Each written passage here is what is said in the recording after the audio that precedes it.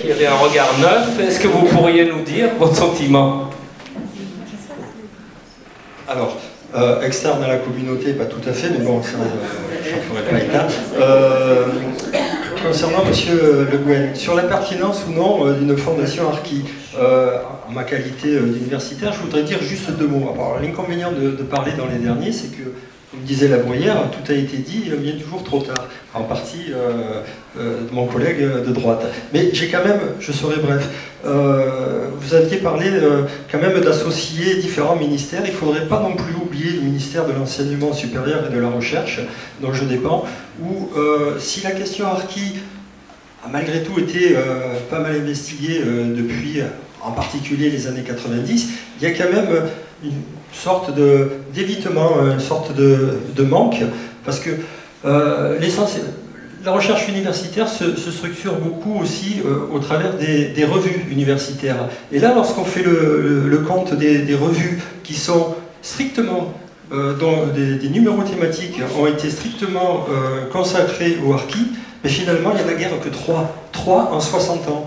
2 numéros d'Homme et Migration, premier numéro en 90, un autre un peu plus récent, et un numéro des temps modernes au milieu des années 95. Donc là, si on fait le constat, il est sans appel. Il y a quasiment peu de choses. Alors je ne dis pas qu'à l'université, il n'a jamais été question des Harkis, mais si on regarde aussi les colloques universitaires, ce par quoi aussi se structure la recherche universitaire, alors là, ça a quand même été une surprise. J'ai organisé, mais je l'ai su après coup, enfin, je l'ai su au moment où je l'ai organisé, j'ai organisé le tout premier colloque universitaire stricto sensu consacré aux Harkis, dont la thématique était seulement centrée sur les Harkis, en 2022. Donc ça, c'est quand même énorme, c'est-à-dire toutes disciplines confondues, il n'y a qu'un colloque universitaire consacré aux Harkis. Alors évidemment, la recherche et le savoir ne se construisent pas, et fort heureusement, qu'à l'université, et on compte aussi des colloques consacrés aux Harkis, mais hors l'université. Donc je pense aussi que cette question de la fondation pourrait être aussi, pour l'enseignement supérieur et la recherche, dans ce que sa façon de fonctionner, enfin, la recherche universitaire, façon aussi comment dire, trouver un écho, quoi. Voilà. Bon, voilà, je vais m'arrêter là, parce que, bon, il y aurait beaucoup à dire, mais je crois que Kramer a encore des choses à dire. Voilà. Autre chose, encore sur la pertinence de cette question Harkis, lorsque je regarde un peu au niveau institutionnel, les fondations qui sont le plus souvent mises en avant par l'État sont celles-ci: la Fondation de la mémoire de la Shoah, Fondation de la mémoire de la résistance, Fondation de la mémoire de la déportation, Fondation de la mémoire de la France libre, Fondation de la mémoire de Charles de Gaulle et Fondation de la mémoire de l'esclavage. Une fois qu'on a fait cette liste, je pense que la Fondation de la mémoire Harkis, ou d'une mémoire Harkis, ou du groupe social Harkis, s'impose. Donc là, voilà, il y a un manque.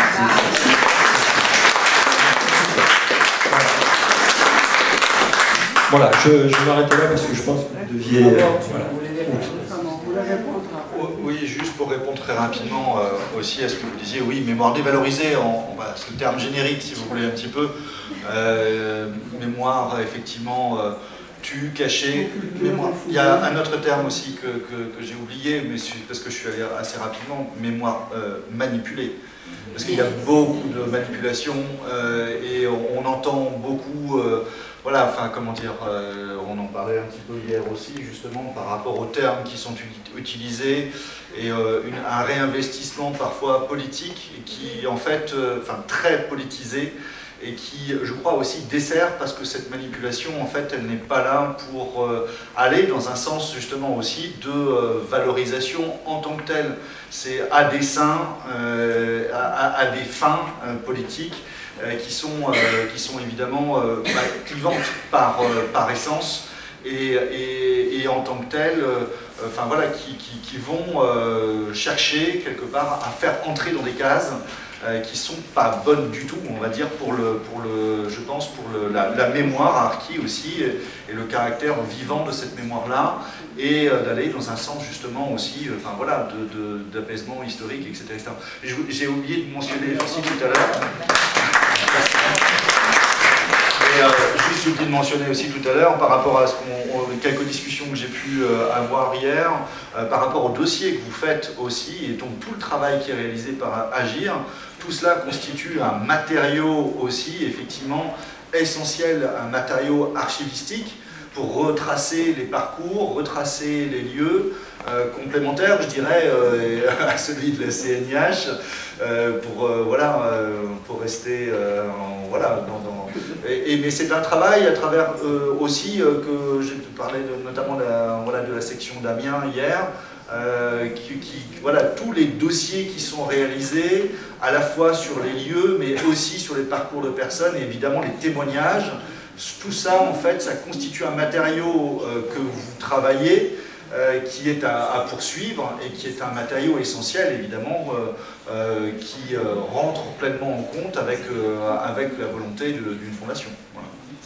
Merci.